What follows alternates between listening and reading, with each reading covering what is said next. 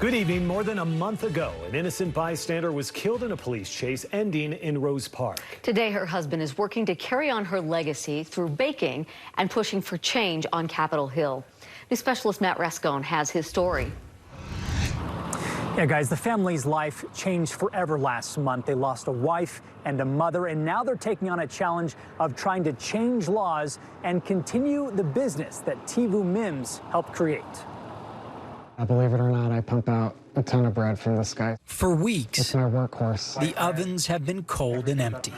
Tomorrow, instead of looking into Trip Mims, what is the abyss of sorrow and pain, to turn that into action, is warming up the bakery he started with his wife T at the start of the pandemic. The only positive that I can see is knowing that T, in the time she was here, made a huge impact on the community that we're a part of. On October 18th, a North Salt Lake police officer pursued a suspected drunk driver into Rose Park. How a police officer is allowed and told, yes, you can chase someone through a 30-mile-an-hour zone at 75 miles an hour onto incoming traffic.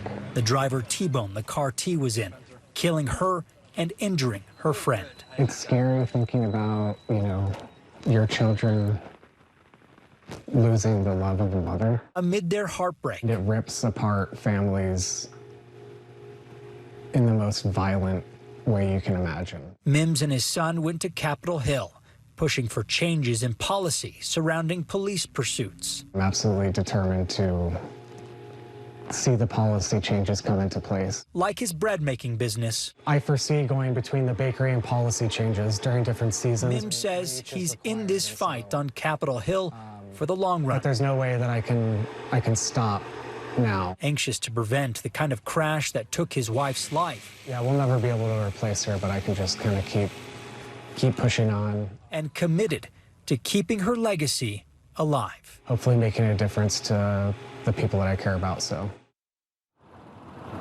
I did reach out to the lawmakers Mims has been talking to. They told me they have concerns with what happened and that there is room for a dialogue here and possible updates to policy. The investigation, though, is still ongoing, and we don't know at this point, we don't have official word on whether that officer broke department policy. Guys? It's impressive how he's working to uphold her legacy on both of those fronts. Matt, thanks.